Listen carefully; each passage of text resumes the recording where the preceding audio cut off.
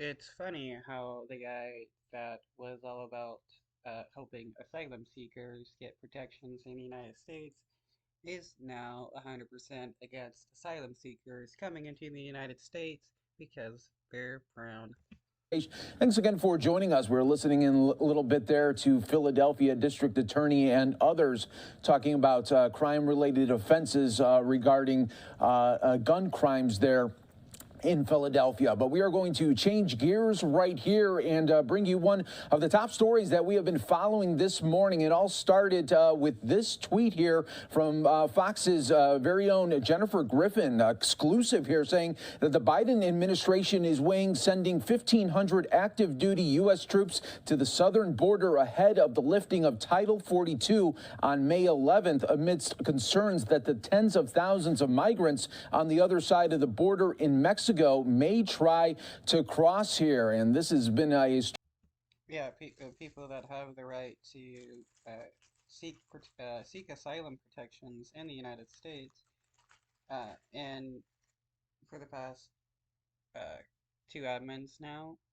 it's just been presidents trying to prevent these people from getting asylum because it's all about them just being brown. That's all it is. When the Ukrainian people were seeking asylum in the United States, Biden opened his arms wide. story that we have been following closely of the border crisis that has been continuing really since the Biden administration. And right now, we want to go right here to Fox News' Jennifer Griffin joining us here with the very latest on Live Now from Fox. We appreciate you joining us here and giving us the latest details on this big news story today. Well, thanks, Mike. When we broke the news this morning, it sent the various agencies in the government scrambling, and we understand that the Pentagon will be talking about this deployment at the top of their 2 p.m. press conference coming up. We also understand that the Defense Secretary, Lloyd Austin, is expected to sign off on these orders for the 1,500 active duty U.S. soldiers from Army units across the country who will go down to the border for about 90 days. The request originally came from DHS, from the Department of Homeland Security. The Secretary of Homeland Security, Ali Mayorkas, has been warning since last week that the thousands. What's funny is the same law that Biden is has gotten passed is required asylum seekers to seek asylum, and the nations that they travel through first is a bill um, proposed by the Trump administration, and well, it passed, got struck down by the Supreme Court, but Biden was against it as well. He, as he campaigned, he was always pro protections of asylum seekers, and now it is completely changed, and it's because there's people telling him he can't let these people in. Of migrants on the other side of the border in Mexico could be viewing, and as a result of a lot of disinformation that's being spread to them, that the border is open after May 11th and may try to come across. So these troops, these U.S. Army troops, will be not in a law enforcement capacity. They will be armed only for self-defense, and they will be used on. Well, yeah, it is. The ports of entry are open. Title 42 just gives the government the ability to deny asylum seekers the ability to seek asylum because of the pandemic. Now that that is ending, the government has to process the asylum claims. I'm told mostly for administrative purposes, to free up Border Patrol so they can be down on the border. The Pentagon is very cognizant of not wanting U.S. active duty troops to be sort of guarding the border. That is for the Border Patrol to do. But these troops, these U.S. troops who will be there for the next 90 days, they could be providing transport and, again, freeing up those Border Patrol that are already extremely stressed and stretched, as we've been reporting in recent weeks and months, so that they can make sure that the border remains secure after May 11th. I'll also point out that last week.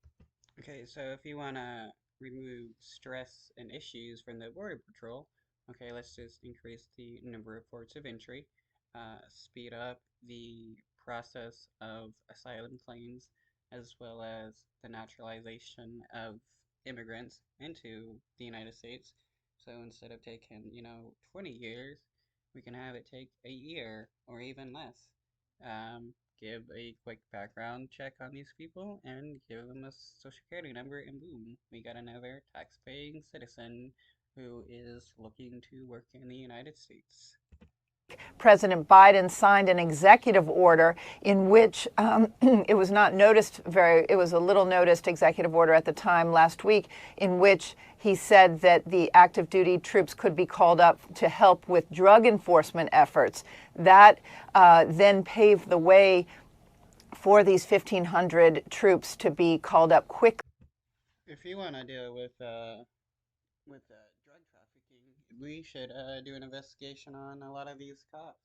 What, it wasn't long ago that a Florida highway patrol person was caught doing a bunch of drug trafficking and a kingpin, as well as a DEA agent who was trafficking drugs, telling his informants to sell drugs that they confiscated and split the money. So the real root of the drug issue is with the law enforcement themselves. Again, that was not noticed as much last week, and now we have a little more understanding of what's happening. And this is not the first president, of course, to deploy troops to the border, but it has been politically sensitive in the past. Mike? Yeah, it really has, Jennifer. And some would say, with these added troops going to the border, some would say, okay, where was this months or even a couple of years ago as well? When we're talking about a political landscape right now, that even just sending just some troops there to the border can be really damaging politically. Can we talk a little bit about that, as we all know that Biden is running again for president in 2024? Well, I think some historic. Oh, I so wish Biden wasn't running in 2024. Hopefully, there's a different Democrat that gets to be the official presidential candidate, because Biden is trash. Historic perspective here, and I want to get the numbers right. But if you go back to the George W. Bush administration, when he was president in 2006, he sent 6,000 troops to the border to California, Arizona, New Mexico, and Texas. It was called Operation Jumpstart. And over the course of the period of time, over 2 years, while they were there and deployed, they actually apprehended 185,000 undocumented immigrants trying to come across the border. So that goes back to the Bush administration. Then if you look at President Obama.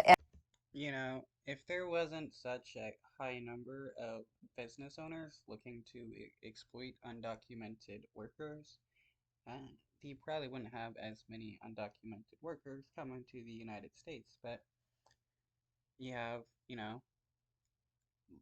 large corporations.